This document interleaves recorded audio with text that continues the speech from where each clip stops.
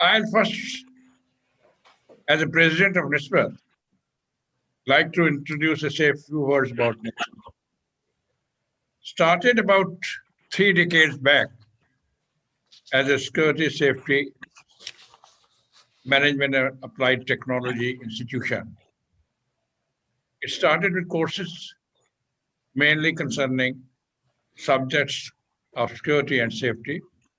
After some time, we started having some training courses on risk management, risk mitigations, and audits. And our teams conducted audits and had laudable commendations and laudable results from the multinational firms. Now, we thought of making this institution as a research tank and a think tank institution. A research cell, we have started a think tank. The ultimate idea is that our research programs should be able to help the business enterprises, social organizations, economic institutions gain more optimal results as far as their field, as far as their sector is concerned. The uniqueness of NISBAT lies that it has training modules and is going to adopt and has already adopted some of them, which are called modern training methods. Mostly, I will call all management methods. We're going to have also in-house faculty. And our training methodology will include videos, audios, podcasts, case studies, management game, in-house exercises, etc. The erudite scholars, either visiting faculty or the faculty which is in-house, these scholars will give those papers on the typical subjects, on the relevant subjects, which pertain either to the social security or economic profile, or I can say overall idea is that business of the organization should get optimal results. We hope that we will have a global prominence through these research scholars. Now, NISBAT is actually, as you know, one of the institution under the Premier Shield. And who manages the Premier Shield? Let me say a few words about the chairman, Mr. Pawan Ahluwalia. He is a chairman of the Ahluwalia Holding Company, which has under it a number of other organizations like Premier Guarding, Vanguarding, Premier Consultancy, Tax Course, India Skills, and NISBAT. Today, I can say about Mr. Pawan Ahluwalia, as I have often said, that he is the one who probably believed in himself. Our learned speaker is going to talk a lot on this subject, I'm sure, because believing in yourself, to have that inherent quality, to have that inherent mindset is important. And that is what is there in Mr. Pawan Ahluwalia. When he left army, at that time, many people raised their eyebrows that how is at a young age, a young officer of the army is going to leave and what will happen to him in future. But here is he who has proved that he didn't believe that there were a setback, although leaving army people said setbacks. He knew that he will have comebacks, and he has comebacks and has come out with flying colors, as you know. Our compliments to Mr. Pawan Ahluwalia, the chairman. I'll also like to say a few words about the subject. The subject, as we know, is setbacks to comebacks. I have heard Mr. Shiv Khera many a time, and I know that he is really a master of his subject. He knows how to motivate people. I'll call him a sort of transformational leader.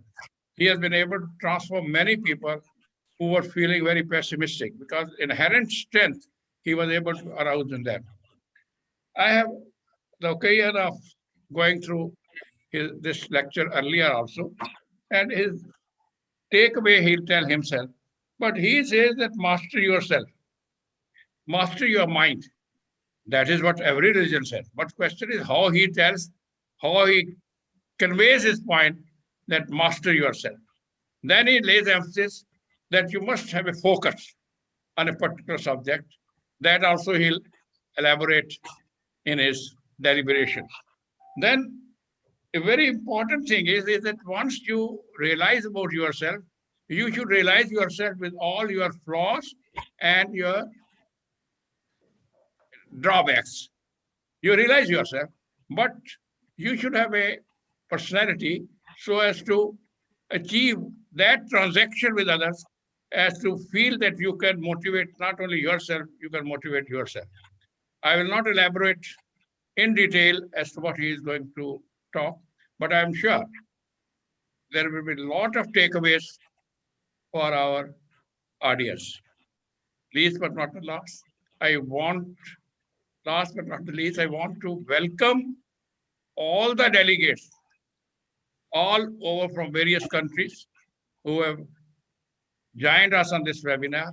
We hope that you will enjoy Mr. Shiv Khera's speech, and also you will take away many points for your personal elevation and personal achievements. With these words, I'll request Mr. Pawan Ahluwalia to take over as a moderator of this session. Thank you, Pawan. Come on. Thank you, Mr. President. Just a word about our president. Our president is a very senior police officer who served the government of India for over 32 years. He raised the Rapid Action Force and was its first chief. He also raised the Internal Security Academy in Mount Abu in Rajasthan, India. He has been recognized multiple times for his services to the nation by the President of India. He has been a great achiever all his life. After retirement also, in his second career option, he's created jobs for thousands and thousands of people. He was recognized for his services after retirement by the President of India, the Governor of Punjab, the Union Home Minister, and several national and international institutions. He is currently the Honorary Director General of CAPSI and APDI, Advisor to Premier Shield, and President of Nisbet. I would now like to introduce the speaker of the day, Mr. Shiv Khera. Shiv is an author, educator, business consultant, and a much sought after speaker. He inspires and encourages individuals to realize their true potential. He has taken his dynamic personal messages to opposite sides of the globe, from the United States to Singapore. His 40 years of research, understanding, and hard work has put millions on the path of growth and fulfillment. Over 8 billion copies of his books have been sold, including his international bestseller, You Can Win, in 21 languages. His clients today include the who's and who's of the world: Hewlett-Packard, Lufthansa, DHL, HSBC, Canon, and so on. Tens and tens of thousands have benefited from his dynamic workshops internationally in over 20 countries. And millions have heard him speak as a keynote speaker. He's appeared on numerous radio and television shows. Mr. Khera is a brand ambassador of the Roundtable Foundation and has been honored by the Lions International and the Rotary International Foundation. Day before yesterday, I got a call and someone asked me, who's Shiv? And I replied to him as under. Shiv is one of the world's most respected speakers on attitude, leadership, motivation, and values. He has a rare ability to energize an audience, yet deliver complex matters in simplified manner. His signature line, "Winners don't do different things, they do things differently," is recognized worldwide. Shiv is also very magnanimous.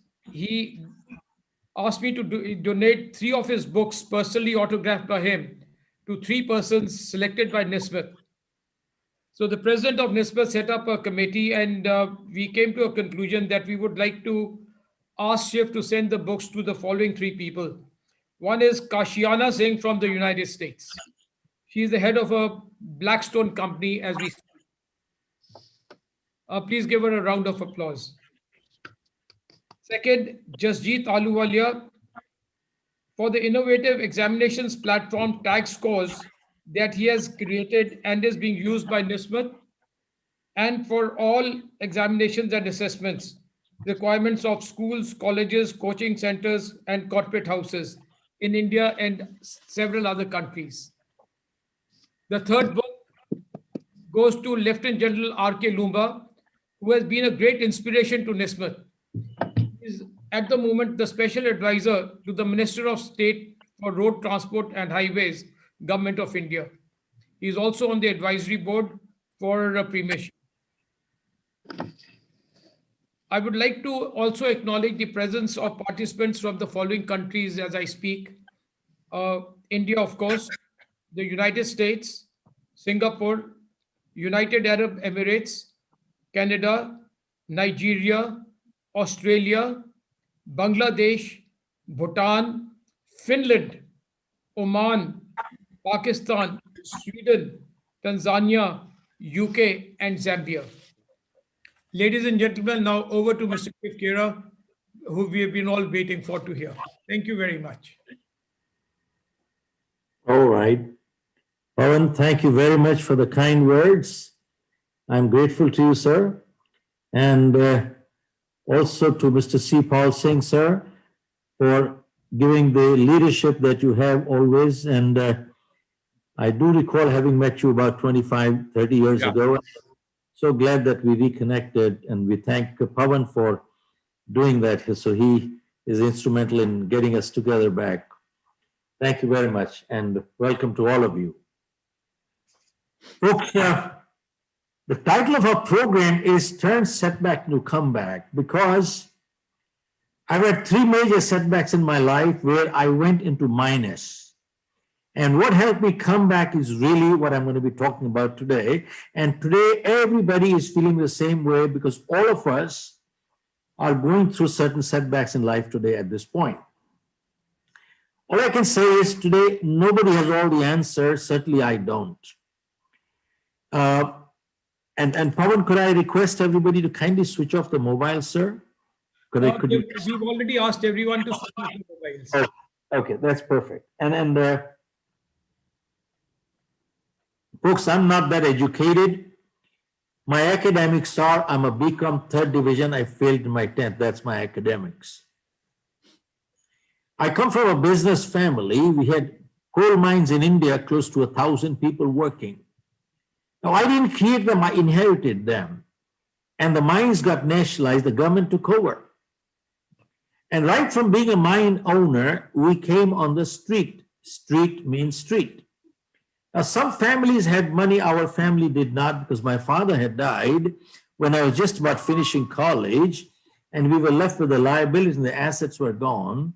And I remember a year later, my daughter was born, and I sold some of the last piece of my mother's jewelry to get released from the hospital. I did not have $10 to buy milk that night. Folks, I tried my hands on 3 businesses with no money, and I failed in all 3. Finally, November 13, 1975, I decided to leave India. Went to US, initially went to Toronto, and started life with a bucket in my hand, washing cars door to door. For about a year and a half, I was washing cars on the streets.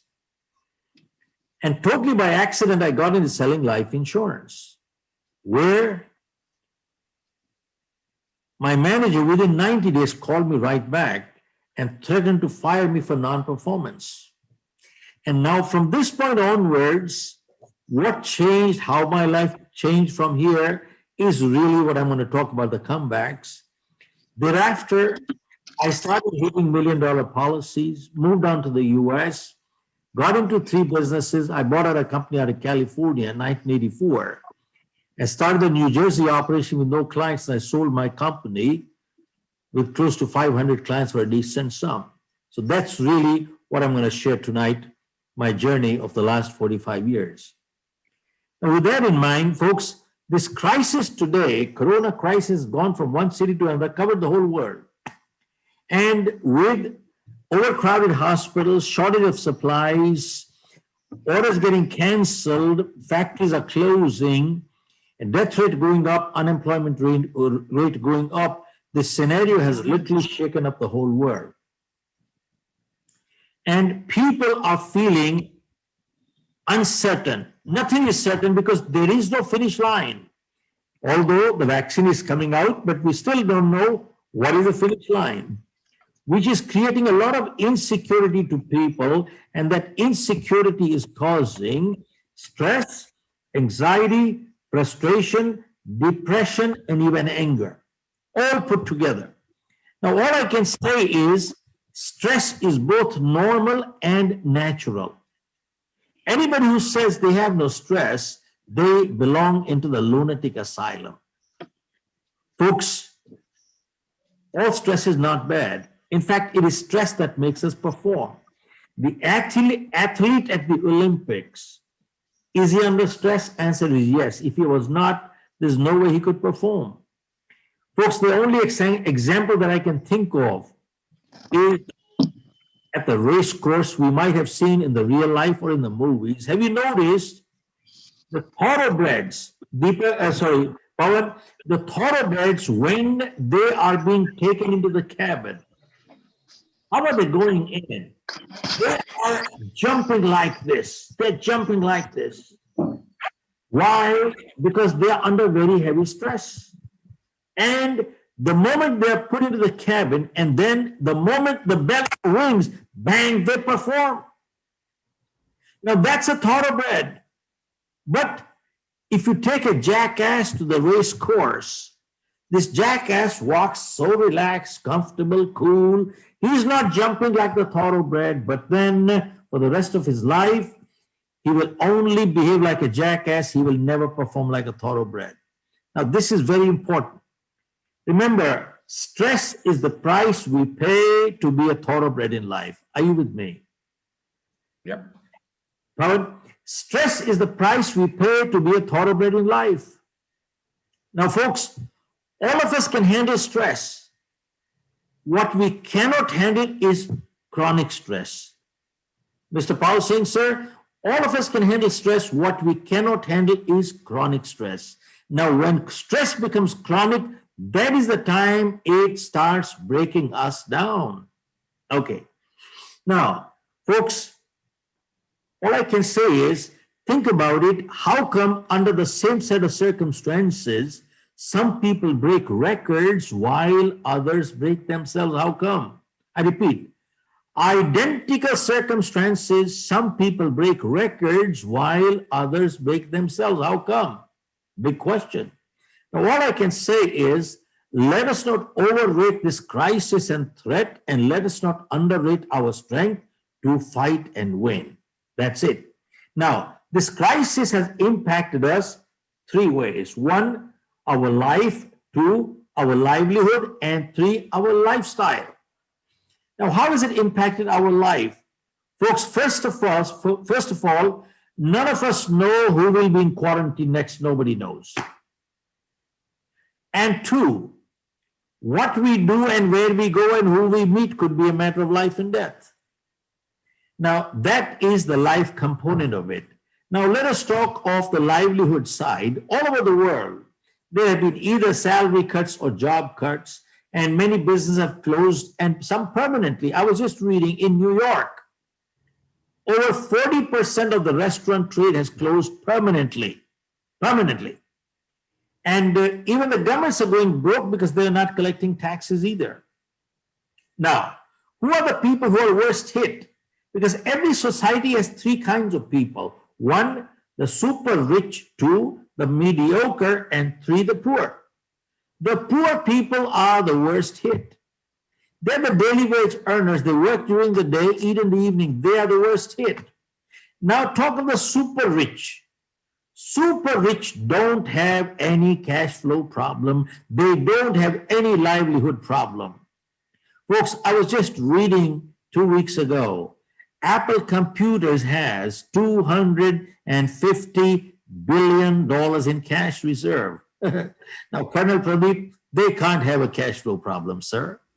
And I was just reading further in September of this year, 2020 September of Economic Times. There's an article here on Mukesh Ambani that in the last 180 days, his net worth has gone up by $22 billion. Now, he does not have a cash flow problem. You see, Mr. Sipal Singh, think about it. Do you know what 22 billion in 6 months means? It means 90 crore per hour. His net worth is going up right now at 90 crores per hour. So he does not have a livelihood or a cash flow problem. Now that leaves the mediocre people like me and some of the listeners here. The mediocre people are thinking, will the crisis finish before the money, or will the money finish before the crisis? Now, it so happens that every few years, there is a buzzword that comes in the market. 7, 8 years ago, the buzzword used to be startup, startup, startup. So everybody was starting up.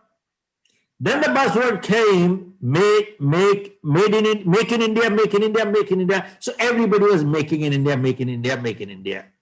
Now the two new buzzwords are, one is work from home, work from home, work from home. Now, folks, many places you can work from home, such as in the IT industry. But let me ask you, how do you work from home in a construction industry? You can't. How do you work from home in a manufacturing industry? You can't. Now, the next question is, I had a banker visit me the other day, and I asked him, I said, you are paying salaries to your people. Are you getting the output? Can you justify paying that kind of money that you are? And you know what, Colonel Pradeep, what he said? He said, sir, the 80-20 rule applies. The 80-20 rule says only 20% of people are mature who are responsible enough who can work without supervision. But 80% people do need supervision. Even if you give them measurable targets, they still need supervision. And sadly, people who are not mature, they think working from home is a paid vacation. It's not. Yeah. See, working from home is not a paid vacation. So we need to look at it further. One more thing. Now, I must say one thing, that there was a global survey conducted by Gallup in the US before the crisis. And it said, by the way, I repeat, it's a global survey. It said that 63% of people who go to work, they're disengaged. It means they don't do their job. An additional 24% are actively disengaged, which means they also make sure that others also don't do their job. That leaves only 13% of people who go to work actually do work. Let me ask you, you see, this is a global survey before the crisis. Only 13% of people who go to work actually do work. Tell me, Pawan, is this not an integrity issue, sir? It is. It is a major, major integrity issue. Now, I share with you, when I was selling life insurance, I was on 100% commission, 100% commission. Now, if I didn't sell, I got nothing, and I had nothing to eat anyway. So I had to perform. And I'm glad I did. But I saw there were some people who were getting the salaries and they were not doing the job. And that is the time, 45 years ago, Pawan, I learned the difference between making money versus earning money. And I learned one thing, making money is criminal, earning money is spiritual. Are you with me? Making money is criminal, earning money is spiritual, because when you earn it, you put your energy and ethics behind it. I repeat, when we earn it, we put our energy and ethics behind it. And sadly, People need to realize that wages without work amounts to stealing. We need to come back to our basic stuff. Okay, now another new word that has come up is 5 years ago, the word used to be globalization, globalization, globalization. Now the word is localization, localization, localization. Why? Because production has been 20,000 miles away from consumption. And now all of a sudden, the consuming country has realized that the producing country can blackmail you and put you out of business in less than 5 minutes. And I was shocked, totally shocked, when I read a few weeks ago that America depends on China for 97% of the pharma products. I was totally shocked. And by the way, this is not it. India depends on China for 81% of antibiotics. India depends on China for 70% of electronics. All of a sudden, they're woken up. What the hell are we doing? A producing country like that can blackmail you and put you out of business in less than 5 minutes. Okay, so now the word is localization. Now the big question was that why did production go 20,000 miles away to begin with? Because primarily because of labor cost. And now because of artificial intelligence and automation and robotics, you can set up a manufacturing facility 50 times bigger with 1/10 of the labor involved. So labor cost going future has become very, very, very insignificant. Okay. Now, so much for the livelihood side. I mean, there are many more things I could cover, but in the interest of time, let me keep moving. Then the third is the lifestyle part. Now, folks, till the lockdown came in, all of us were in the fast lane. Everybody was in the fast lane. General Sapra, everybody was in the fast lane. Everybody was running. Where we were going, we didn't know, but we had no time. Look at the paradox.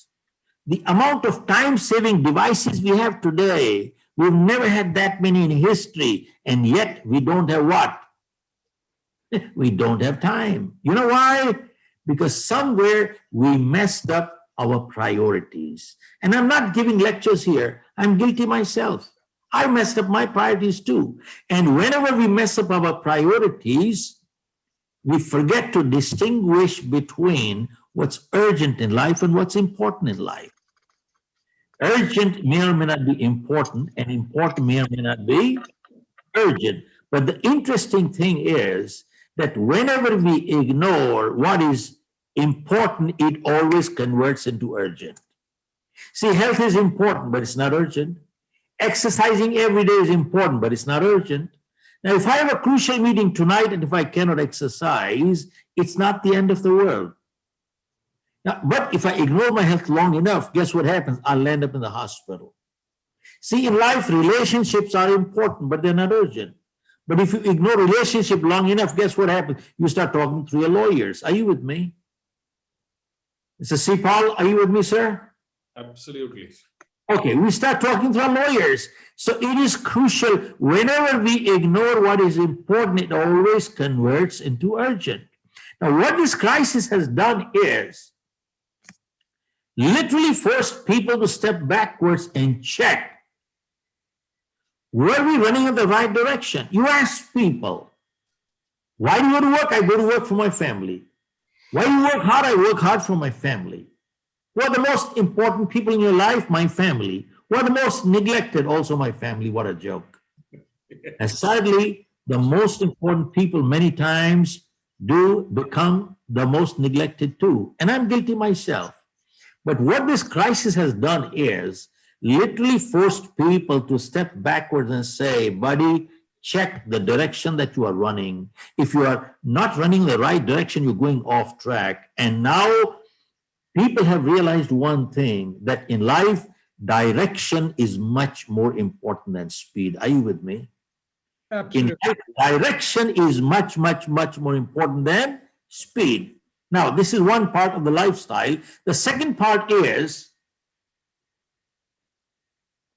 It has forced people to reevaluate their spending pattern of discretionary and non-discretionary. And I bet all of us heard this one statement, cash is king, cash is king, cash is king. Did we understand what is the meaning of cash is king? Now people have realized that it is better to have money in the bank than to have 50 shirts in your closet. It is better to have money in the bank than to have a car worth $250,000. See, all of a sudden, they've got a new meaning to cash is king. Okay, now comes the next part is, you see, there are only two reference points of a similar crisis that came in the history. One was the Spanish flu. I'm sure you've heard it enough times. I'm not going to address it anymore. But I just want to say one thing. Spanish flu came in 1918 and it went away. And people said the danger is over. But 6 months later in 1919, it came back and it killed, guess what? 50 million people were dead. Folks, right now in the US, over 300,000 people are dead already. And the doctors are saying we don't even know if the second phase is here, though they're talking of the vaccine, but we don't even know what are the side effects of the vaccine anyway. In India, 160,000 people are dead and so on. So all I'm saying is many places are considering 100% lockdown, many places, but don't drop your guard, that's all. Now, the second example was the Great Depression of 1929. Banks failed, stock market crashed, people lost their savings. And $100 became $15. Dollar lost its value by 85%. And 15 million people were unemployed. Folks, 15 million 100 years ago is equivalent to 50 million right now because the population of the US at that time was only 120 million. And right now I checked, close to 50 million people are unemployed in the US alone. Now, here is the silver lining. Folks, this is the crucial part, the silver lining. Experience has shown, Mr. C. Paul, experience has shown that whenever unemployment goes up, self-employment always goes up. Are you with me? Whenever unemployment goes up, self-employment always goes up. Now, during the Great Depression, people had no money, no education, no technology, no risk-taking ability, but there were some people who were positive people. They started their business at that time, and today they are household words in the US and in the world, by the way. But what did they have? They had only one thing. They were solution-focused people. Now, they were solution-focused people. Now, folks, have you noticed there are some people who are problem-focused? You know what that means? You give them a solution, they'll give you a problem. They have a problem for every solution. Henry Ford said, kick them out, kick them out. We're not stupid. We understand there are problems in this world, but we need somebody solution-focused. Now, let me share with you only 3 examples. One was a man by the name of George Jenkins. In his neighborhood, he started an outlet for non-perishable durable goods. Now, General Sapra, the 2 words are very important, non-perishable and durable. You know why? If they perish means total loss. Durable means if they can't sell, at least the family could use it because they had no risk-taking ability. This is how he started 100 years ago, sir. And today, his turnover is $30 billion. And his net worth is $6 billion. And he has 1,000 outlets in the US. And the store's name is Public Supermarket. That's one. I'll say a second example. There were 2 brothers in California. They were struggling. They caught hold of some grape, made wine out of it, but then nobody had the money to buy it. They started selling the wine at 50% below market. This is how they started 100 years ago. And today, Gallo Winery accounts for 25% of the wine trade in the US, and the valuations are close to $10 billion. And the third example was a man by the name of Simplot. He had a patch of land. He started cultivating potatoes. Now, what he couldn't sell, they ate. What he couldn't eat started rotting. Now, he could not afford the loss of rotten potatoes, so he started freezing them. This is how he started 100 years ago. And today, he accounts for 33% of the French fries business in the US, and valuations are close to $12 billion. Now, folks, I don't want to leave the impression to all my listeners that you and I start a business and all of us will become billionaires. That is not the message. The message is only one thing, that all these people that I'm just sharing with you, they had problems, and they had much bigger problems that you and I are facing today. They had much bigger problems than you and I are facing today. But they were solution focused, and that's all. I want to redefine the word success. Success is not absence of problems, it is overcoming problems. Are you with me? Colonel Bajaj, are you with me, sir? It is not absence of problems, it is overcoming problems. You see, success is not measured by how high we go up in life. It is measured by how many times we bounce back when we fall down. That is success.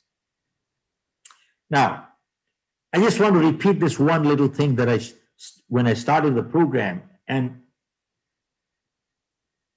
that is, think about it, how come under the same set of circumstances, some people break records while others break themselves? How come? Now, folks, let us see, how do we overcome the crisis? Normally, if I have enough time, I cover 9 steps. But if I don't, I will cover for sure 6 steps tonight. And if you want to take them down, please do so. I'll go a little slow. Step one.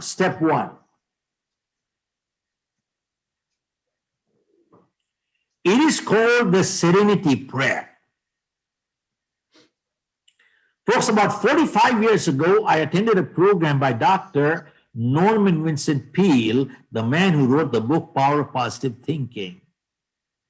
There were 1,000 people. I was one of them. Dr. Peale came in, looked at everybody and said, you people appear so cool, calm, comfortable. It appears nobody has a problem here. Then he asked, does anybody have a problem here? Oh, who doesn't have it? So everybody raised their hand. We have a problem. Then he asked, how many people would like to get rid of the problem? Again, everybody raised their hand. And then Dr. Peale said, while I was coming here, on my way, I saw there were some people lying down, all stretched out, comfortable, totally relaxed. They had no problem whatsoever.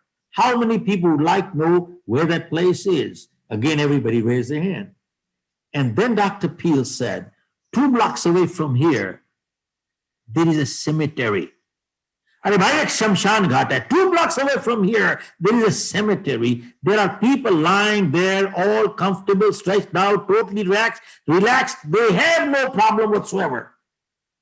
And then he asked, how many people would like to get rid of the problem? Nobody raised their hand. Everybody put their hand in the pocket. And then Dr. Peale said, remember, problem is a sign of life. So long as we are alive, we shall have problems. The day we don't have problem, we'd be dead. And then he said, when you're running short of problems, that is the time to get on your knees and pray to God. Have you stopped trusting me anymore? Send me some problems. And folks, that day he gave a prayer which is called the Serenity Prayer. And in my opinion, it is the gist of life. And for the past 45 years, Mr. Pandit, I have never left my home without my prayer, sir. And the prayer goes like this. I will say twice, once in English and once in Hindi, just in case for some. And it goes this way. God grant me the serenity to accept the things that I cannot change, and courage to change the things that I can, and wisdom to know the difference. One more time. God grant me the serenity to accept the things that I cannot change, and courage to change the things that I can, and wisdom to know the difference, what I can and what I cannot. And in the past 45 years, I have never left my home without my prayer. And folks, परमात्मा मुझे संतुलन दो, जो मैं बदल नहीं सकता आपकी सौगात समझ के स्वीकार करूं, और अगर बदल सकता हूं तो मुझे इतनी हिम्मत और हौसला दो कि मैं उसे बदल दूं, और इतनी सुबुद्धि दो कि उनमें फर्क बता सकूं, क्या बदल सकता हूं और क्या मैं नहीं बदल सकता. Now, if you dissect this little prayer, God grant me the serenity to accept the thing that I cannot change. Now the question is, can we change everything the way we want to suit ourselves? Answer is no. Can we manipulate everything and mold it to suit ourselves? Answer is no. There are many things beyond us, such as, I didn't choose my parents, neither did you. I didn't decide where I was going to be born, and neither did you. If this is my height and the color of my skin, there's nothing I can do. And granted, sometimes people are born deformed. And sometimes bad things happen to good people for no fault of their own. What wrong did they do? Who knows? How did this corona crisis come? I don't know, but it's here. It says, what I cannot change, let me accept it graciously, not grudgingly. Because many times in life, we keep fighting the things we just cannot change, and we become stress into our lives. We bring stress into our lives, and we become paralyzed, and we become unproductive. So it says, what I cannot change, let me accept it graciously. And two, if I can change, then give me the guts to do it. And three, wisdom to know what I can and what I cannot. Now, when I wrote my book, new book, You Can Achieve More, which was launched in London a year and a half ago, I took this thought and went 2 steps ahead. And in my book, I have written, life is full of choices and life is full of compromises. Seems like a contradiction, but not really. How is life full of choices? See, if I ill-treat you, I have chosen to be ill-treated, haven't I? If I treat you with discourtesy, I have chosen to be treated with discourtesy, haven't I? And if I light up a cigarette, I've chosen to invite cancer, haven't I? And if I drink and drive, I have chosen to invite an accident, haven't I? And if I exercise every day, I've chosen to invite good health, haven't I? And if I eat too much every day, I've chosen to be obese, haven't I? And hear this, if I tell lies, I have chosen to lose my credibility, haven't I? And if I tell the truth, I've chosen to be a credible person, haven't I? See, life is full of choices. Now, folks, we are all free to the point of choice, but after we make our choices, the choice controls the chooser. We have no more choice. Our freedom stops. Now, how is life full of compromises? As somebody said, well, in life, we cannot choose the cards that are dealt to us. What we can choose is how we play the game. And sometimes nature gives us a lemon. The choice is ours. Do we cry or do we make lemonade? That's a choice. Now, many times people ask me, Mr. Khera, those who succeed in life, don't they make mistakes? And people who are failures or fail, don't they do positive things in life? And my answer is, folks, people who succeed, they do make mistakes. But remember, making a mistake once in a while does not make anybody a failure. Repeating the same mistake again and again is what brings failure. And doing something positive once in a while does not bring success either. Repeating the same positive behavior again and again is what brings success. So what is success? Series of positive choices in life is called success, and series of negative choices in life is called failure. And that's it. Pawan, it's not that complicated. It is simple. Okay, that is step one. Step one. Step two. Step two.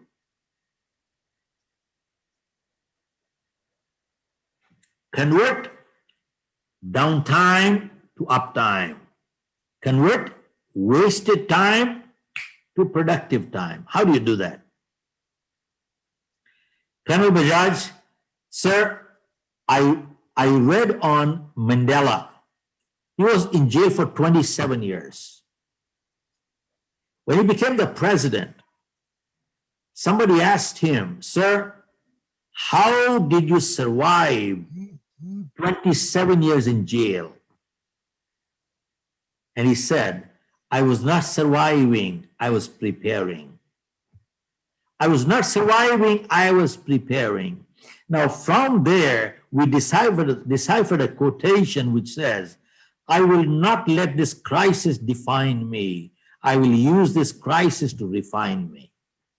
I repeat, I will not let this crisis define me. I will use this crisis to refine me.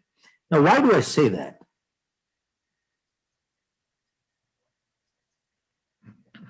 A survey was conducted in the US before the crisis, which said an average American watches 3 to 4 hours of TV per day. Before the crisis. Right now, during the crisis, there are people watching 8-10 hours of TV per day. And by the way, this is not average American. This is average European, Indian, Australian. Everybody, they're watching 3 to 4 hours of TV per day. So a man went to his friend who used to watch 4 hours of TV per day, and he asked him, how much did this TV cost you? He said, $1,000. He said, my friend, you don't know how to calculate things in life. He said, have you ever calculated your monetary value of your time? He said, no, but if I make $100,000 per year, and if I work 2,000 hours a year, my hourly rate comes to $50 an hour. And he said, you watch 4 hours of TV per day. 50 multiplied with 4 is $200 per day. You watch 365 days TV per year. And he said, multiply that with 365. That comes to close to $100,000 per year, which is more than your EMI on $1 million home. He said, this TV has not cost you $1,000. This TV is costing you $100,000 per year, which is more than your EMI on $1 million home. He said, you don't know how to do calculations in life. Now, don't get me wrong. We all watch TV. It relaxes us. There's a nice movie. We all watch it.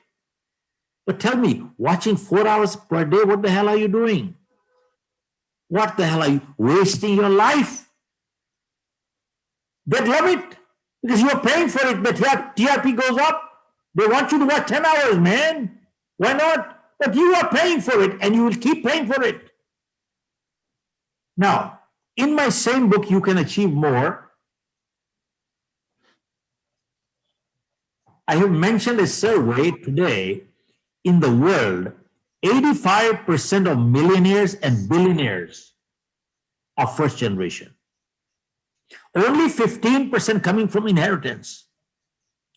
And they were asked, how did you gain so much financial success in such a short time? And they said, we read books. How many books? We read 50 books a year. 50 books a year means 1 book a week. Look at this. Multi-millionaires, billionaires read 1 book a week. And I checked on Warren Buffett. He reads 6 to 8 hours per day. Bill Gates is an avid reader. Folks, look at this. Multi-millionaires and billionaires read 1 book a week. 1 book a week. What does it tell us? There is a connection between learning and earning and learning and earning and learning and earning. Learn more, earn more, learn more, earn more. And they were asked, what kind of books do you read? And they said, we have no time to waste. We don't read fiction. We only read self-help books. That's it. Why? Because 1 good idea is worth $1 million. How do you like that? Amazing, guys. And interesting thing is that I found out that serious readers, they never borrow and they never lend books. Never, never, never, never, never. Now, many times people come to me and say, Mr. Kera, I got a great new book. I can lend it to you. I said, don't. Either give it to me, gift it to me, sell it to me, don't lend it to me. Why? Because I won't give it back to you. Why? Because when I read a good book, I always underline, make notes on the side. Why? Because I learned one thing. Reading a good book once is never good enough. Why? Because when you read a book the second time, you don't find anything new in the book, but you find something new in yourself. When you read it the third time, you don't find anything new in the book, but you find something new in yourself. And the fourth time, and the fifth time, and the sixth time, and the seventh time, eighth time. Folks, I will share with you a clear example. Arrow Electronics from US, $26 billion company, they're my clients. They celebrated their bumper quarter. Bumper quarter means biggest quarter in the history of the company was the last 90 days. During the lockdown period, they celebrated $2 billion in sale in 90 days. Their awards function, and they invited me to keynote the program, virtual program. And I asked the managing director, I said, what do you attribute your success to? And he said, Mr. Kera, I attended your program 15, 16 years ago. And he said, I took all your material, including all your books. And he said, not only for myself, he said, I took all your books and everything, I gave it to everybody in my company. Everybody in my company has your book. And then he said, when I took over as a managing director of Arrow, we had 2% market share. And today we have 20% market share. And he said, we attributed that I have read your book 20 times. Look at this, Kanan Bajaj. He said, I have read your book 20 times. And he said, if you ever forget what is written in your book, call me, I know your book better than anybody else. I'll tell you which paragraph is belong in which place. And he said, I read your book every year. And he said, all my people in my office, they read it. And he said, there is a tremendous connection between learning and earning and learning and earning and learning and earning. Are you with me?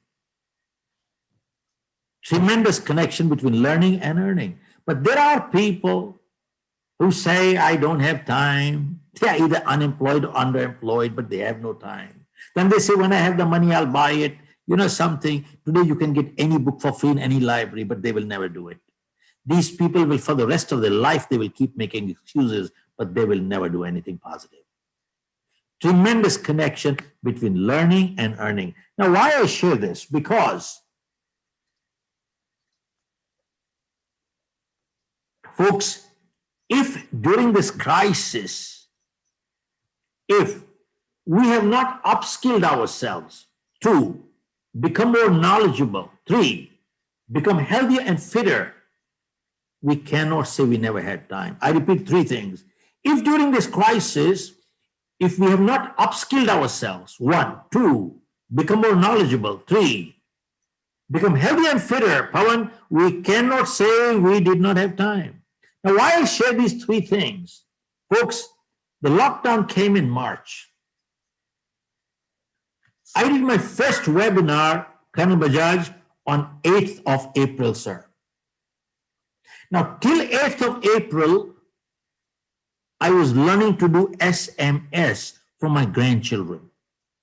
In my life, I had never done an email. I did not know how to turn the computer on.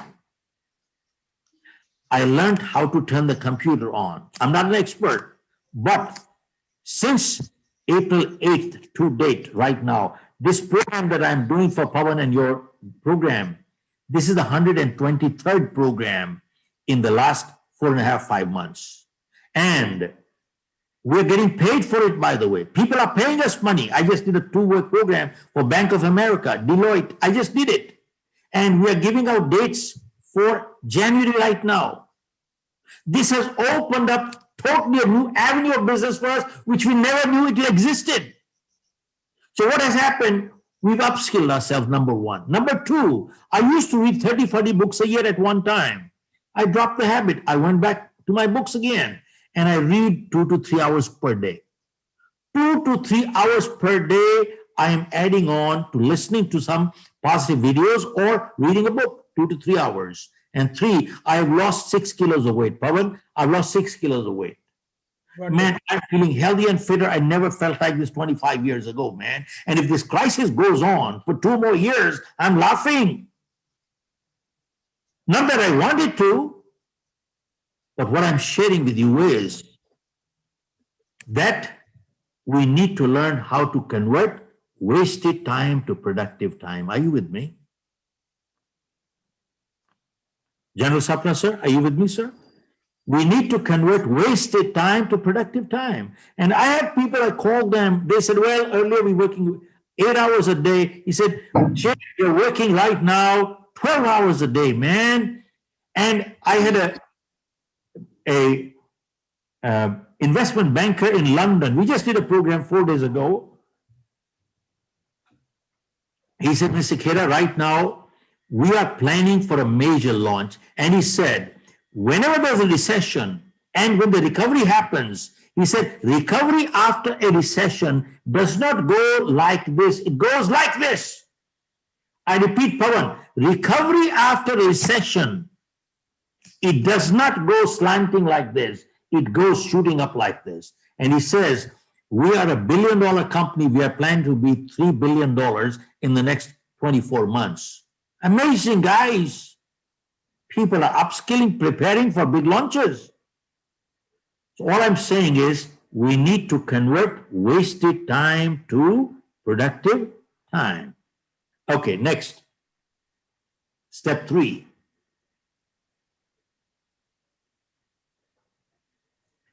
Folks, to overcome any crisis, build strong relationships. I repeat, build strong relationships.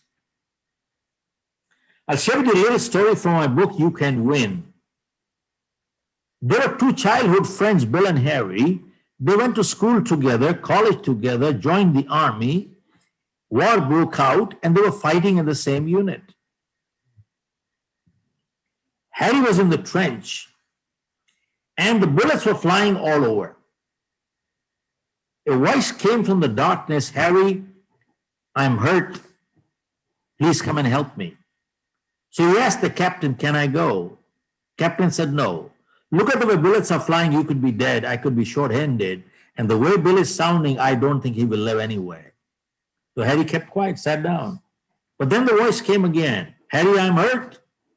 Please come and help me. So since he had been refused once, he did not have the guts to ask the second time to the captain.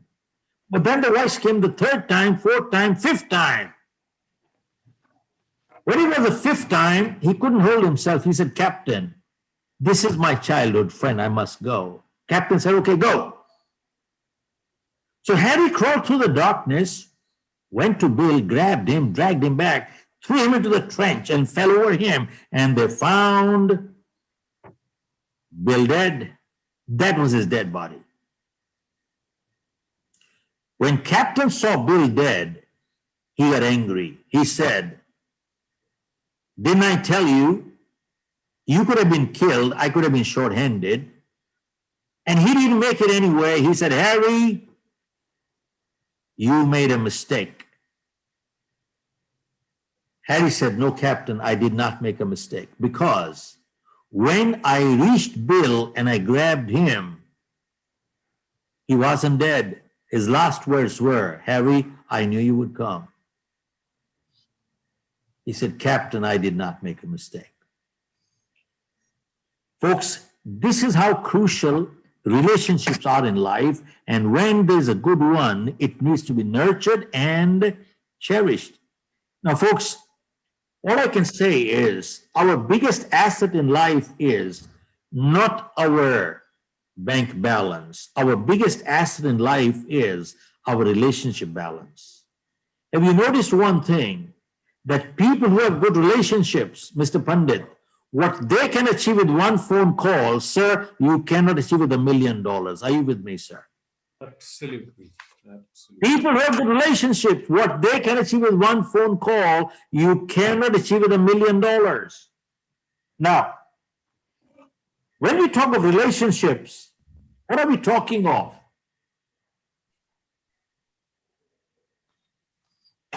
We're talking of personal, professional, and social relationship, all put together.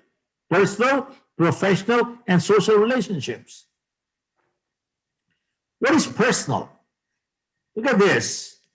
God forbid if any one of us was hospitalized tonight, tell me how many people will be around us. Maybe 1, 2, 3, no more. And sadly, they are the most neglected too, which is sad. And we're guilty.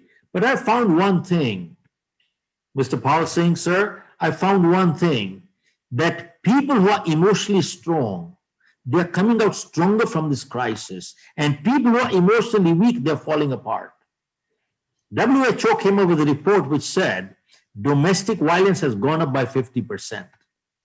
Now, when we talk of relationships, I address many business schools all over the world every year. And I found that many business schools today, they're teaching their graduates the power of relationship. And you ask them, what is relationship? They say, well, we need to learn to do network. So they tell them to go join Chamber of Commerce's, Rotaries, Lions, and so on. Network. And you ask them, why are you looking to make network? And then he says, I am building contacts. Why are you building contacts? I'm building contacts because someday he could be useful. Now, usefulness goes, friendship also goes. What a joke. You see, these people have never learned the difference between building contacts versus building relationship. Very different things. Are you with me? There's a big difference between building contacts versus building relationships. Now, we're at an office in Singapore. One day I came from dinner and a man met me in the lobby and he said, Mr. Kera, you came from dinner? I said, yes. He said, you met some people tonight? I said, yes. He said, I hope you met some people who are useful to you. See, look at this. His only one criteria of meeting people was usefulness was a criteria. This guy was looking to extract what he can get out of them. Usefulness was the only criteria. I felt like giving my piece of my mind and something else too. Now, this person does not understand that meeting good people in life is good enough. Usefulness is a byproduct of relationship. Are you with me? Hello? You see, usefulness is a byproduct of relationship, and this guy doesn't understand that. He is only looking for building contacts. You see, build a contact. He's a doctor, he's a lawyer, he's a cop, he's a politician, he's a mafia. Someday he could be useful. Usefulness goes, friendship goes too. You can never build relationship with people who are only looking to extract something out of you. They are parasites, they are rascals, they are selfish guys. They're only takers in life. You can never build relationship with people like that. Now, see, why do I share this? Usefulness is a byproduct of relationship. Example, if I have a friend of 20 years, and tonight if he has a problem, who is the most natural person he will go for help to? The friend of 20 years. He's not going to make new friends tonight. Now, is it my duty to help? Answer is yes. If I help him, am I doing a favor? No. If I don't help him, am I behaving like a friend? No. Keep in mind, helping each other, Pawan, is a duty of a friend. It is never the purpose of friendship. Because if it is the purpose finishes, friendship finishes too. Remember, helping each other is always incidental to friendship, never the purpose of friendship. Now, how do you build relationship with people? You can only build relationship with people by adding a value addition to another person's life, Mr. Pandit. The only way you can do is by adding a value addition to another person's life. And how do you add value addition to another person's life? By learning to give in life. You cannot just be a parasite and a taker. Now, you see, you keep hearing, Mr. Singh, tolerance is a good word. Sir, Mr. Pandit, sir, tell me, do you agree tolerance is a good word? Yes, no? Yes. Okay. Sir, let me share with you, sir. In my vocabulary, it's not a good word. Let me share with you why I say that. I want to hear that. Yeah. Sure. Coming to that. See, the word I would replace it with is the word is called mutual respect. Now, let me explain to you what it means. I and my wife live together not because we can tolerate each other. We live together because we respect each other. The day we do not respect each other, we cannot live together. And if the only reason of living together is the tolerance part, it is only postponing the blast. Same thing is true everywhere. Employers and employees work long-term together. Pawan has many businesses. Pawan, you see, employers and employees work long-term together, not because they can tolerate each other. They work long-term together because they respect each other. If the respect for each other is not there, you can't work there together for long-term. Tolerance only means postponing the blast. Now, I share this for a very important reason. I've been doing corporate training for the past 35 years. And when we do corporate training now, we tell people that what I am doing in your corporation today is repair work. This is called repairing. Now, if you prepare them, you won't have to repair them. Where do you prepare them? You prepare them in schools and colleges. And sadly, they are not doing that job there. Now, folks, all that I have shared in the last 1 hour, I don't know of any school and college in this world that is teaching all this stuff. Folks, my 2 daughters have done their masters in the US. They don't teach all this stuff. The dean of James Cook University from Australia attended our program, and he said, Mr. Khera, I've been in academics for the past 30 odd years. And he said, and we want this coming into our college. And now they've signed up with us. They've partnered with us. And we're setting up a center of leadership excellence for them in the Singapore campus. And we've created a program for schools and colleges. It is called Prepare Them, Don't Repair Them. Are you with me? Yeah, prepare them, don't repair them. And that's crucial. All right, folks. Step four. Become a proactive person, not a reactive person. What does that mean?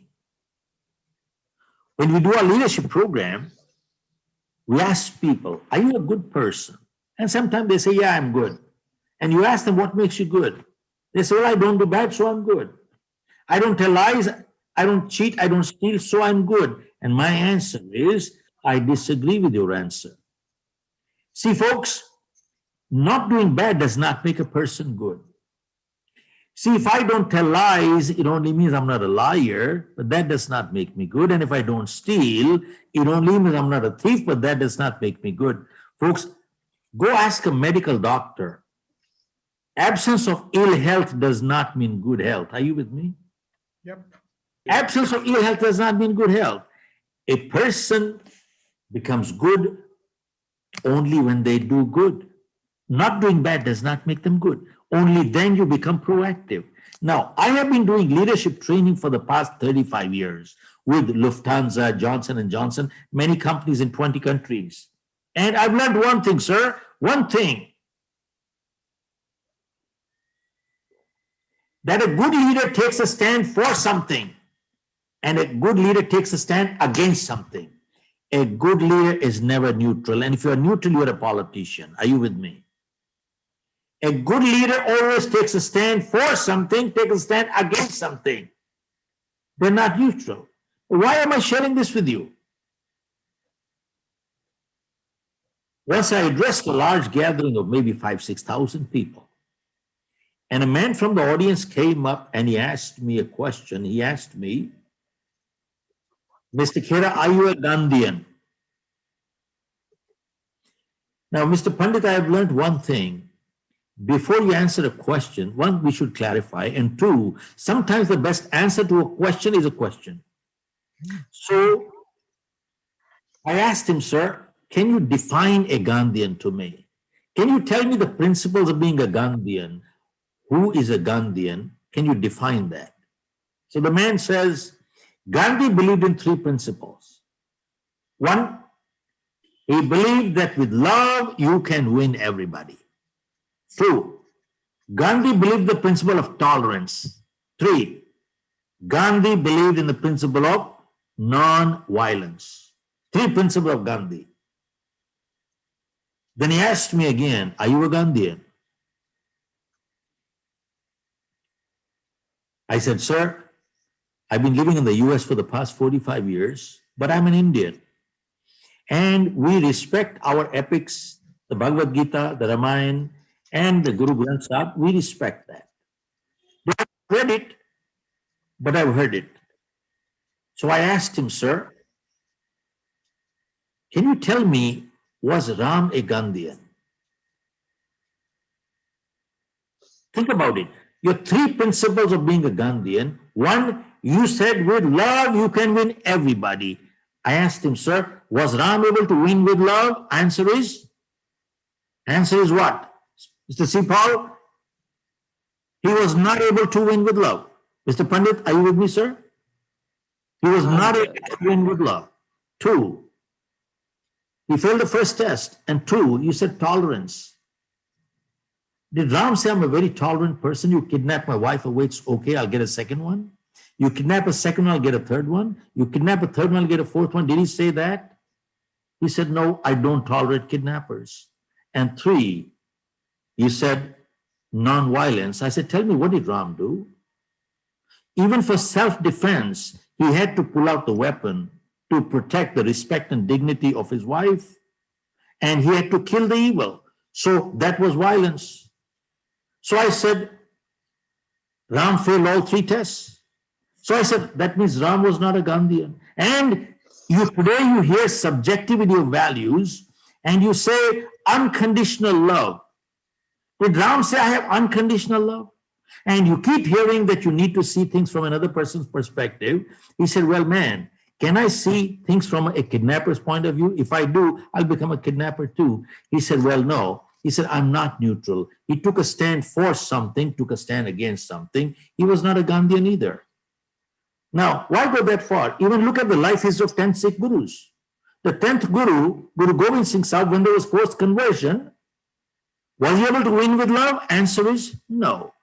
Did he say, I will tolerate your terrorism? He said no. 3, did he have to pull out the weapon? Of course he did.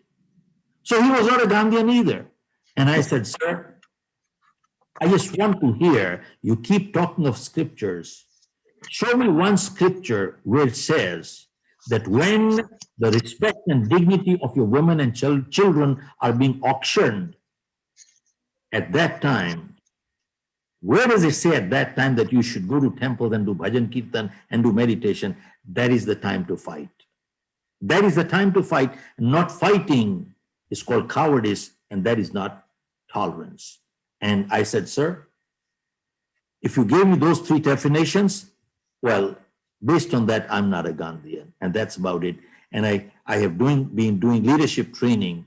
A good leader needs to take a stand for something, and a good leader needs to take a stand against something.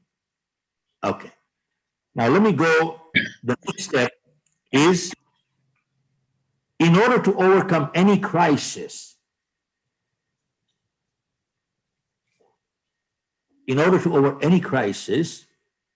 we need to learn to accept responsibility. And here's what it is, which says, faith gives strength, but blind faith leading to superstition weakens people. I repeat one more time. Faith gives strength, but blind faith leading to superstition weakens people.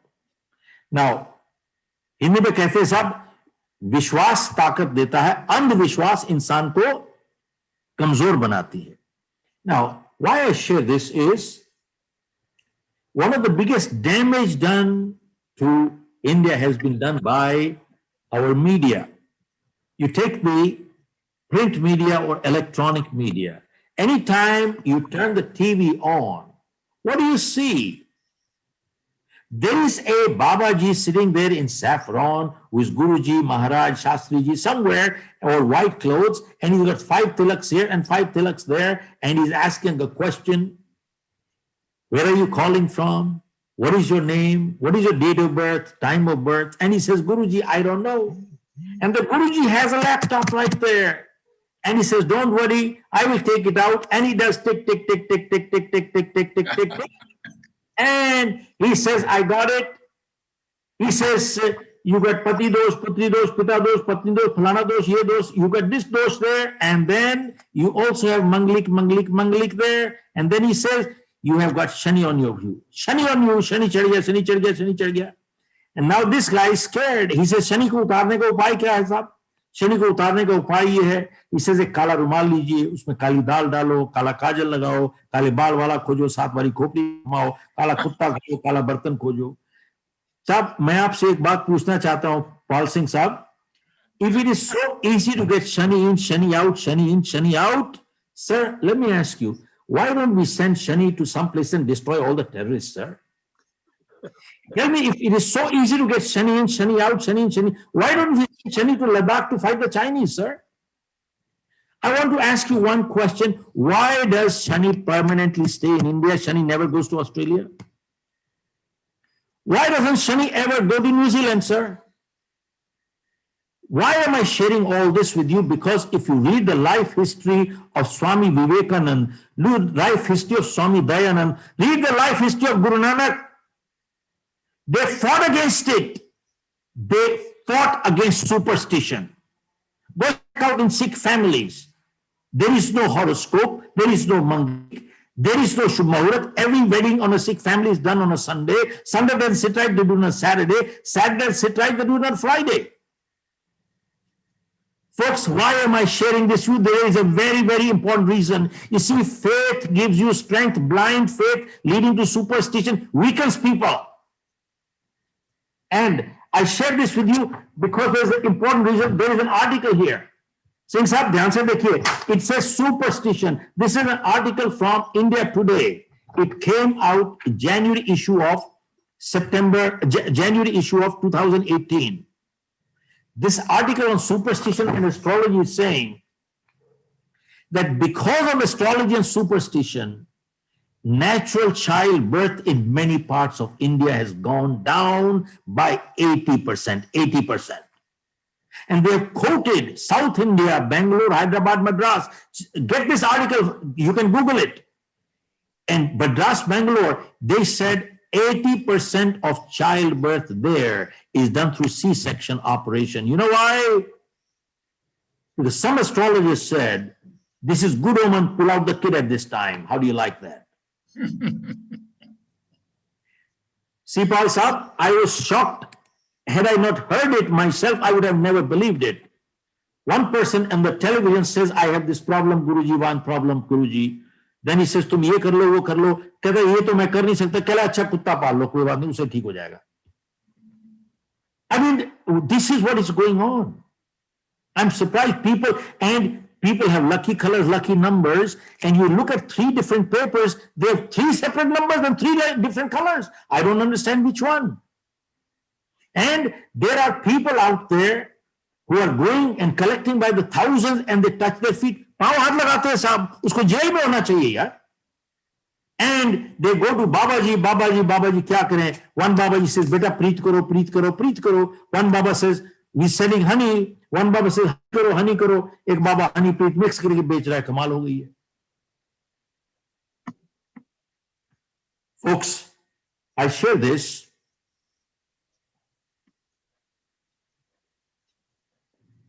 you find every Saturday at the traffic light, you find people selling you 7 mirchi, 1 nimbu, get rid of shani. Why don't you permanently keep in your pocket? And then, not only that, once I was going to the airport and the driver hit the brakes so hard, the car came to a screeching halt. So I asked the driver what happened. He said, "Sahab, billi rasta kaat gayi. Billi rasta kaat gayi." Now, I asked him, कि अब क्या होगा? कहता साहब गाड़ी रोक देता हूं, अब शगुन है, if we go, कुछ नुकसान हो जाएगा. So I said, if I miss my flight, बहुत नुकसान हो जाएगा. So I asked him, how long will you stop the car now? कहता साहब जब तो कोई दूसरी गाड़ी ना निकल जाए. So I said, उसका नुकसान हो जाएगा. कहता that's his problem. He had answers to everything. That's his problem. Then I asked him, I said, sir, supposing you were 25 yards behind, and supposing the cat had crossed the road, and supposing you had not seen the cat, in that case, you would have been the first car gone straight. फिर क्या होता? अब he spoke like he was so knowledgeable. कहता in that case साहब बिल्ली की power कम हो जाती है साहब. सर आप हंस रहे हो, पढ़े लिखे PhD MBA यही कुछ कर रहे हैं साहब. This is the sad part, and one of the biggest damage done to India is this our अंधविश्वास, superstition. Now मैं आपसे सिर्फ एक बात पूछना चाहता हूं. इसी विंग कमांडर साहब आपसे पूछना चाहता हूं, life does not always go up like this, sir. Life is a roller coaster. We have ups and downs. Yes, no? True? Absolutely. Yes? Okay. Absolutely. And when we have a down, sir, people who are responsible, who are getting somewhere in life, they analyze the situation. They ask themselves a question. If a similar situation came, will I behave the same way? If the answer is yes, means I have not learned anything. Absolutely. And they analyze and they learn from it. They don't repeat the same mistake. They accept responsibility. Now that's a person who's getting somewhere. But a person who's not looking to get anywhere in life, he will never do this and never accept responsibility. You know what he says when things go wrong? Not my fault. My stars are not favoring me. And he will repeat the same mistake again and again and again. And he says, I'm unlucky. Sir, are you with me, sir? Absolutely, sir. And this is the sad part that has damaged our country badly. And Guru Nanak fought against it. Yes. Okay. Now, I share with you, in one of my previous programs, one person asked me that there are people who go to temples and they wait in line for 10, 12, 14 hours for darshan. 14 hours for darshan. Is that faith or blind faith? Now, here the answer, Sharma Sahib, what I gave answer to them. I said, sir, I pray to God every day. Now, why do I pray to God? Have I seen God? Who is God? Where is God? I don't know. Who is God? Where is God? Who is God? I don't know. I don't have the answers. When I don't have the answer, then why do I pray? Now, I pray because there are so many things happening in this world which are totally unexplained. Now, unexplained could be miracle or a mystery. I don't know. I don't know, Sharma Sahib. It could be miracle or mystery. I don't know. I have no answer. But there are so many things that are superhuman, and superhuman only can be by a superpower. Superhuman can only be by a superpower, which is totally unexplained. You know something, if only one day the sun stops coming out, there will be no life in this planet. Zero. So it is superpower. I call that superpower God. So I believe in that's all. But, so I pray every day. But in the last 45 years, barring 6, 7 times, I have not gone to any temples. And I feel very strongly that 90% people who go to temples there go there more out of fear than out of faith. डर के मारे जाते हैं sir, ये नहीं करोगे ये हो जाएगा, ये नहीं करोगे ये हो जाएगा, ये नहीं करोगे ये हो जाएगा. साहब मैं सिर्फ यही कहना चाहता हूं, at least we should learn from people we respect, our people who have brought us something. Vivekananda, Guru Nanak, all these people, they fought against it. And why are we not following that stuff? Remember, faith gives strength. Blind faith weakens people. Need to accept responsibility. And now, one last item, I want to say something. And I'd like to close this program with it.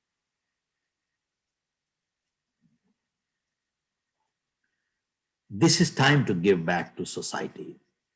We are grateful to God, who has blessed us with a good home and honorable food, but many people don't have that. It is time for us to share with them. And I've seen videos from all over the world, New York, Europe, India, and many places. There are many, many, many good people who have come forward and donated their time, money, food. They've done a lot of good stuff. But there is one community who has been honored as a community by the government of Canada, United States, UK, Australia, New Zealand, for the humanitarian service. One community who has been honored as a community for the humanitarian service, and that community, we are proud to say, is the Sikh community of India, who has been honored all over the world. You know why? Because the concept of sharing is not new. It goes back from Guru Nanak's time, the concept of langar. And because the Sikh philosophy believes in three things: caring, sharing, and daring. Caring people, they care. Sharing people, they share. And the daring people, they dare. They have the guts to fight. Look at that Sikh boy, Gurtej, killed 12 Chinese before he went away. You see, because the Sikh philosophy is so good, जुल्म करना पाप है, जुल्म सहना उससे भी बड़ा पाप है. And वो कहते हैं साहब, भक्ति के बिना शक्ति नहीं, शक्ति के बिना भक्ति नहीं. अरे भैया, भक्ति से शक्ति मिलती है और शक्ति भक्ति की रक्षा करता है. Are you with me? भक्ति से इंसान को विल पावर, शक्ति मिलती है और शक्ति से ही आप भक्ति की रक्षा करते हो. And the best part is, which goes back from Guru Nanak's time, the Sikh philosophy believes in three pillars: Nam Jap, Vanshak, Hiratkar. Nam Jap is Nirankari God, one God, and take that name, one God. 2, Vanshak is the concept of langar, share with people. And 3, Kiratkar. Kiratkar is the dignity of labor. No work is small. Make an honorable living by earning money in life, earning money. And you notice one thing: kaam karke roti khao, imandari se. You see, you will not find a Sikh beggar anywhere in this world. Not even one beggar in this world I have seen a Sikh beggar. Even if they have no arms and legs, they will still do something. They will clean the bathroom, they'll clean the toilet, they'll clean your shoes, but they will not beg. This is dignity of labor. And the best part is that Sikh has no caste. There is no last name, sir. Every Sikh man is a Singh and every Sikh woman is a Kaur. I wish in India, if we had adopted the philosophy of Guru Granth Sahib and the Sikh philosophy in this country, instead of our own constitution, this country would have been totally a different country today. Folks, with those words, I just want to hold my hands and the floor back to everybody here. I just want to say one thing, last one thing. And that is, sir, when we do our 4-day leadership programs, we do talk of financial independence. We talk of money. And there are people who come from our audience and they say, Mr. Khera, but money is not important. And I have written in my book, You Can Achieve More, people who say money is not important, either they're stupid or they're billionaires. Now, I didn't say money is the most important thing, but it's very important. Then many times people say to me, Mr. Khera, but money cannot get you happiness. So my answer is, tell me, does poverty get you happiness? Now, if I have to be unhappy, I'd rather be unhappy with money than without money. And then the third thing they come up with is, but money is the root of all evils. I said, my friend, you've been reading a wrong book. I said, keep in mind, money is only a medium of exchange. Money is a reward you give me when I give you goods and services. You reward me with money. What's wrong with that? And the more goods and services I give you, the more you reward me with money. What's wrong with that? I said, remember, money is wonderful. Money is food for the hungry. Money is medicine for the sick. Money is shelter for the homeless. Money is wonderful. Remember, money is not the root of all evils. It is the love of money which is the root of all evils. Loving money using people, you got it wrong. Loving people using money, you got it right. And I said, here is the difference. We need to learn to don't make money. Making money is criminal. Earning money is spiritual. You see, when you earn it, you put your energy and ethics behind it. And I said, money is important. It's not the most important thing, but it's very important. But keep in mind, in the pursuit of money, we should not lose out the things that money just cannot buy. See, money can buy you amusement, but not happiness. Money can buy you a bed, but not sleep. Money can buy you books, but not wisdom. Money can buy you a companion, but not a friend. Money can buy you comfort, but not happiness. And money can buy you food, but not appetite. Money can buy you fineries, but not beauty. Money can buy you a house, but not a home. And money can buy you medicine, but not good health. And money can buy you a ring, but not a marriage. The most precious things in life, money just cannot buy. But remember, money is very important. Now, why do I say that? Because I learned one thing, that money in good hands. I always tell my people when I close my leadership program that it is a moral obligation. Paul Singh Saab, it is a moral obligation of every good human being to become a multi-millionaire. You know why? Because I learned one thing, that money in good hands always does good, and money in evil hands always does evil. So with those words, sir, I'll hand over the floor back to you. Pawan, kindly take the mic, please. Thank you, sir. God bless you. Thank you, Shiv. Thank you, Shiv. What a wonderful talk. I have a couple of questions that I don't know how much time we have, but I think I'll still ask them. They say a setback is a setup for a comeback. What is your opinion on this? In fact, I repeat the question again. A setback is a setup for a comeback. yeah. You see, when it was too hot, somebody got the air conditioning. When it was too cold, somebody got the heating system.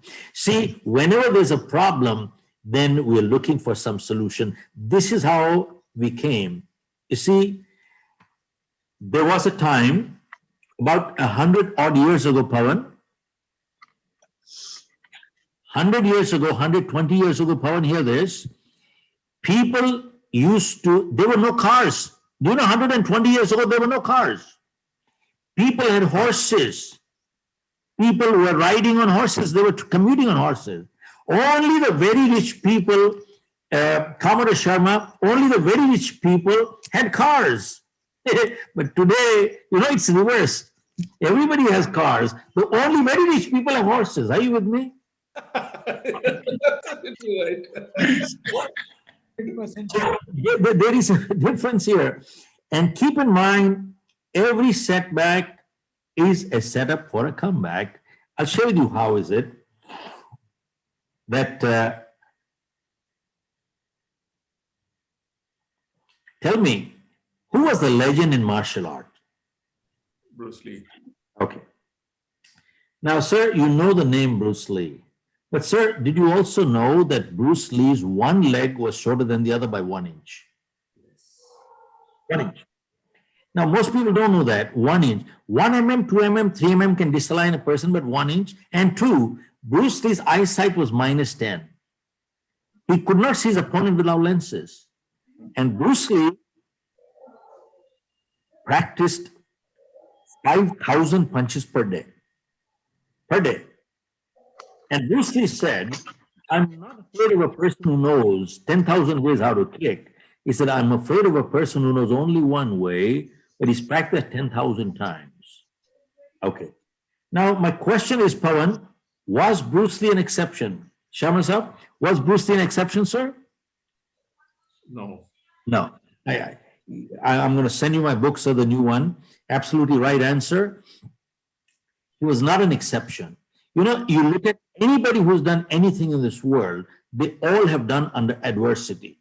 All have done under adversity. And now I'll share with you another example was Michael Phelps. What made him famous?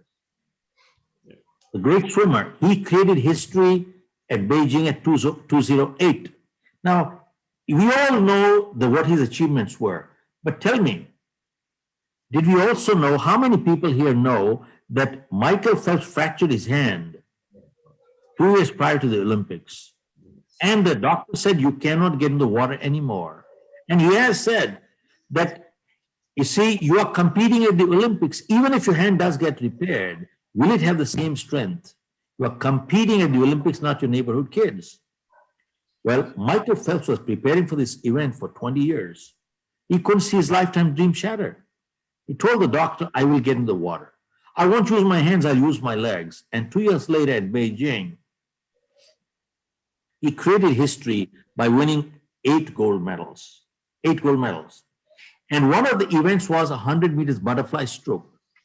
And guess what was the distance between him and the person who came second? 1/100th of a second. Only 100. And then it is attributed that when he had fractured his hand and he was preparing with his legs became so strong, that's what gave him the push. Now, this is so far what I read. This is my version, edition. The press was there, and one of the persons said, Mr. Phelps, you won 8 gold medals, must be a lucky day. Michael Phelps didn't like it. He said, you come here, I'll tell you how lucky I got. He said, in the last 4 years, I've trained 10,000 hours. And he said, that is 2,500 hours per year. And if you're good at calculus and maths, that translates into 8 hours per day, no Sunday. And he said, you go sit in the water for 8 hours every day, your body will shrivel. He said, luck is not designed to deliver you these things in life. Too many crackpots keep waiting for a jackpot. And he said, remember one thing, athletes train 15 years for 15 seconds of performance. Go ask them, did they get lucky? I repeat, athletes train 15 years for 15 seconds of performance. Now, was Michael Phelps an exception? No. Go look at Steve Jobs. If you look at his speech at Stanford, his first sentence was, I came to this world unwanted. The day he was born, he was put up for adoption. He said, nobody wanted me in this world. You know something? The problems many people have faced in this world, they are much worse problems than you and I are facing right now. But they did it. A person who's got to do something in life, they do it in spite of problem, not in absence of. And a person who's not going to do anything in life, you give them everything, they will still not do it. They will still not do it. And that's about it. Last question for you. It is, do you believe in the saying, a new life starts with a bad experience? A new life starts with a bad experience. With a bad experience. Well,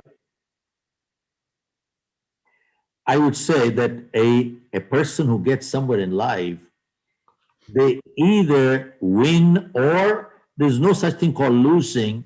They're a learning from it. Every mistake is a learning experience. But I just want to caution people. You keep hearing many motivational speakers say, keep making mistakes, keep making mistakes. Listen, you see, wise people learn from their mistakes, but wiser people learn from other people's mistakes because our lives are not long enough to make all of our own mistakes. And you keep hearing the example of a pencil and an eraser. And they say, well, people who want to justify wrong all the time permanently want to do it that way. They say, well, there's an eraser for it. And somebody said beautifully, remember one thing, if the eraser wears out before the pencil, that means you're making too many mistakes, bloody well, doing too many. If the eraser wears out faster than the pencil, you are making too many mistakes in life. So keep in mind, mistakes are natural, they're bound to happen. They are bound to happen. But repeating the same mistake does not make sense.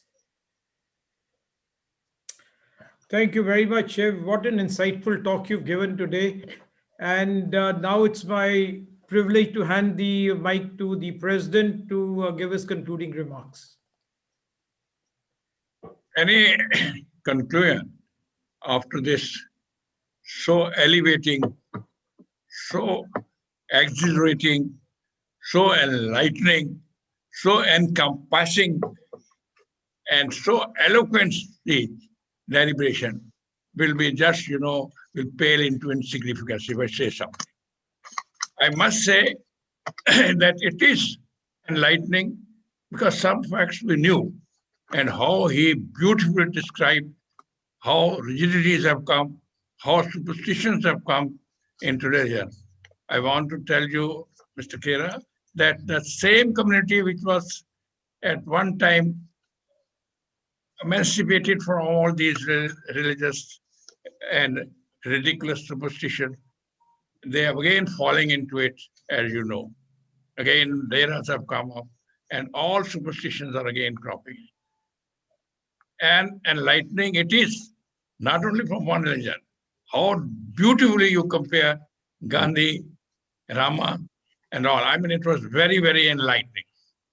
Exhilarating, I feel very exhilarated. I have listened to you after many years. I have been reading your books, but I definitely want to state with all the emphasis at my command that I am really feeling very exhilarated. Then I have said the word that it is elevating. Indeed, it is elevating. Because you have described how human mind has to be kept in such a control. Money is required, but love of money is not. What an elevating thought.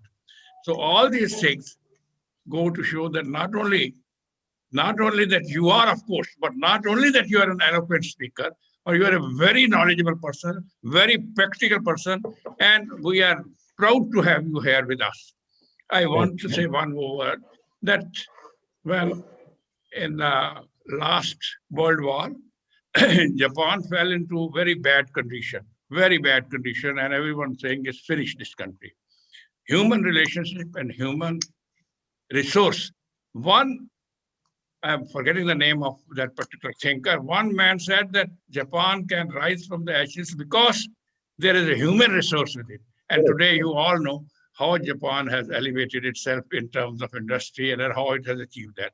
So the human resource, as I said, is indeed very, very important. And I must thank you on behalf of Nisbat. I will be grateful, sir, to have you any other time whenever we are able to get much more audience and much more, we'd like to have much more thoughts from me and much more time from you. I hope that Nisbat sometime will be able to get you, sir, as on the faculty to speak to some of our delegates and some of our trainees in due course of time. Thank you very much indeed. And I am highly grateful to you for having accepted our invitation and have come here. I'm also grateful to all the panelists who are sitting there. I'm very, very thankful to all the delegates who have been with us for the last 1.5 hours. And I'm sure they must have thoroughly enjoyed the exuberance, the last word. I mean, his own exuberance in that. Oh, what a exuberance. Thank you very much indeed. Thank you, delegates. Thank you, President. And thank you, Chairman, for giving me the opportunity to wind up this thing. Wind up this webinar. Thank you very much indeed. Thank you, everyone. So before we end, I'd like Kavya, if you can show the screen where Mr. Shiv Khera's contact details are written there, and I'd like you all to have a look at it, please. Please note his website address and his email address. And if you click and if you go to his site, you can download 11 cardinal rules for business success. And Kamya, if you can put the other slide in, please. I'll take a minute to sort of also introduce our next webinar, which will be on the 8th of January. Kamya, can I have the slide, please? Yeah, so it's on leadership strategies for business growth. We have two excellent, successful individuals who will be talking. One is Ken Kurtz from the United States, and the other is Pramod Bhasin, who was the chairman of Genpact Limited in India and who's worked with several organizations. And today he owns, he's bought over GE Capital. I look forward to having you. The time would be 7 p.m. in the evening on 8th, because the speaker from the United States, his timing, he's on the eastern coast or on the western coast, and that sort of, we need to cater to that. So I look forward to seeing you all, and thank you very much, Chef. Thank you very much again. And thank you, President Sir, for the lovely gathering that we've had today. Thank you very much. Thanks, Pawan. Thanks, Sipal, sir. Thanks a lot. Thanks. Wonderful. Wonderful. And thanks, Mr. Shiv Khera, of course. Grateful. Kamya, you can take it off, please. Thank you, Pawan. Thank you very much. Thank you very much, sir. Thank you so much. Bye-bye. Bye, Rakesh. Bye. Bye, Bye, Pradeep. Padma. Bye. Bye, Jasmeet. Thank you. Bye, Kamya. And God bless you. Keep in touch. God bless. God bless.